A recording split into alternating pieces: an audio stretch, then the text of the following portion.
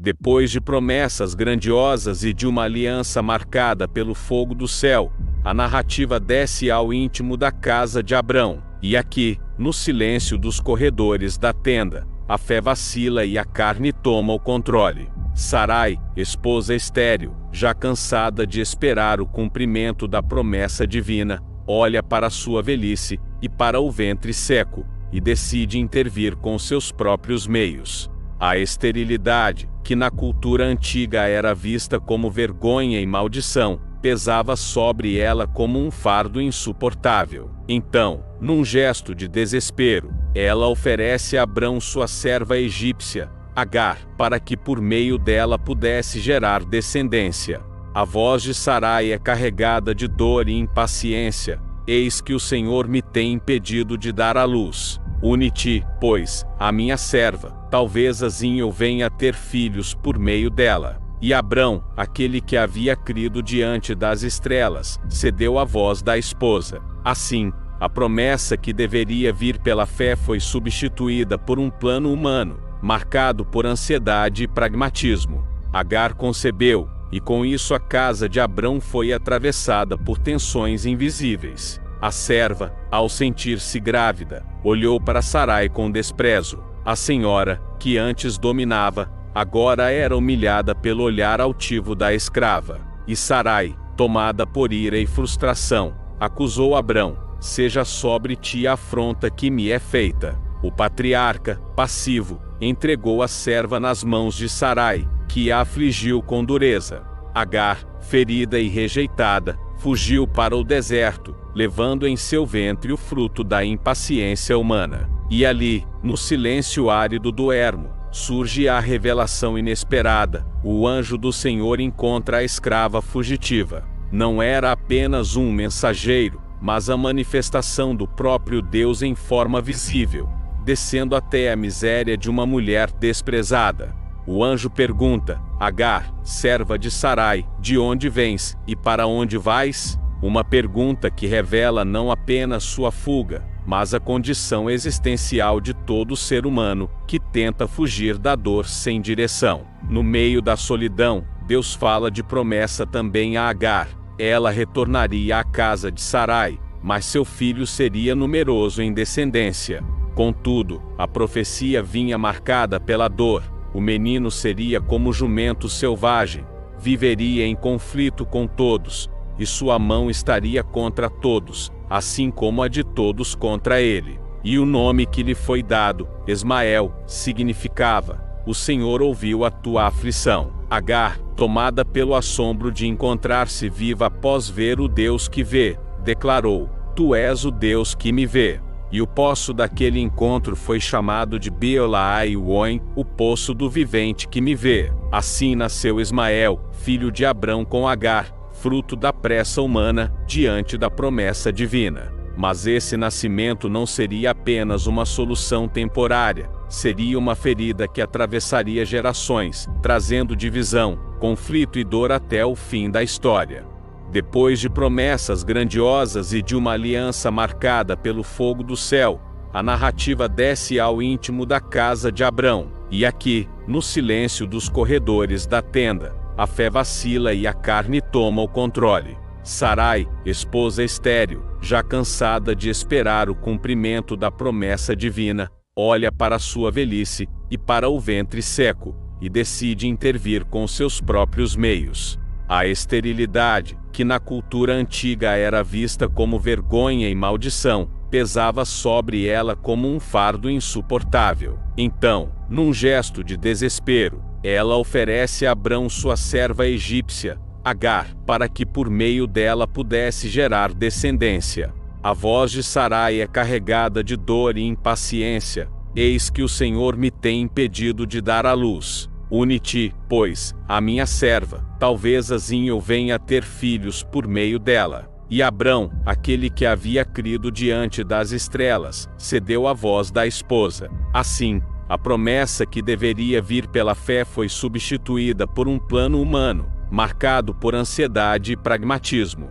Agar concebeu, e com isso a casa de Abrão foi atravessada por tensões invisíveis. A serva, Ao sentir-se grávida, olhou para Sarai com desprezo. A senhora, que antes dominava, agora era humilhada pelo olhar altivo da escrava. E Sarai, tomada por ira e frustração, acusou Abrão: seja sobre ti a afronta que me é feita. O patriarca, passivo, entregou a serva nas mãos de Sarai, que a afligiu com dureza. Agar, ferida e rejeitada, fugiu para o deserto, levando em seu ventre o fruto da impaciência humana. E ali, no silêncio árido do ermo, surge a revelação inesperada: o anjo do Senhor encontra a escrava fugitiva. Não era apenas um mensageiro, mas a manifestação do próprio Deus em forma visível, descendo até a miséria de uma mulher desprezada. O anjo pergunta: Agar, serva de Sarai, de onde vens e para onde vais? Uma pergunta que revela não apenas sua fuga, mas a condição existencial de todo ser humano que tenta fugir da dor sem direção. No meio da solidão, Deus fala de promessa também a Agar. Ela retornaria à casa de Sarai, mas seu filho seria numeroso em descendência. Contudo, a profecia vinha marcada pela dor. O menino seria como jumento selvagem, viveria em conflito com todos, e sua mão estaria contra todos, assim como a de todos contra ele. E o nome que lhe foi dado, Ismael, significava: o Senhor ouviu a tua aflição. Agar, tomada pelo assombro de encontrar-se viva após ver o Deus que vê, declarou: tu és o Deus que me vê. E o poço daquele encontro foi chamado de Beolai-Oim, o poço do vivente que me vê. Assim nasceu Ismael, filho de Abrão com Agar, fruto da pressa humana, diante da promessa divina. Mas esse nascimento não seria apenas uma solução temporária, seria uma ferida que atravessaria gerações, trazendo divisão, conflito e dor até o fim da história. A história de Gênesis 16 não se encerra apenas com o nascimento de Ismael, mas se projeta como uma sombra que atravessa toda a Escritura. O filho da carne, gerado pela impaciência, não desaparece da narrativa bíblica, ele se torna um símbolo, um sinal eterno do contraste entre aquilo que o homem produz com suas próprias forças e aquilo que Deus realiza pela promessa. A tensão entre Ismael e o filho que ainda viria, Isaque, é mais do que familiar. É um embate espiritual. Paulo, séculos depois, interpretaria essa cena em sua carta aos Gálatas. Ismael representaria a aliança da carne, do esforço humano, da escravidão, enquanto Isaque simbolizaria a aliança da promessa, da liberdade, da graça.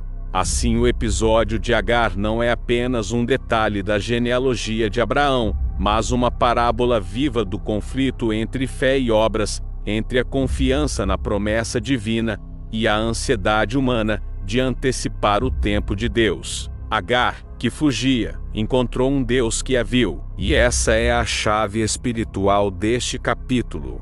O Senhor não ignorou a dor da serva, não desprezou o ventre que carregava a marca da pressa de Sarai, mas tampouco confundiu Ismael com a promessa. Deus cuida até mesmo dos frutos de nossos erros, mas não altera seu plano eterno. Ele abençoa o filho da carne, mas a herança da aliança permanece reservada ao filho da promessa. Isso revela uma verdade dura e luminosa ao mesmo tempo. Os caminhos que trilhamos fora da fé podem até gerar frutos, mas esses frutos não substituem a obra que Deus determinou. A carne pode até dar à luz, mas a eternidade só nasce da promessa. Ismael cresce, torna-se pai de nações, mas a história da salvação não será conduzida por ele.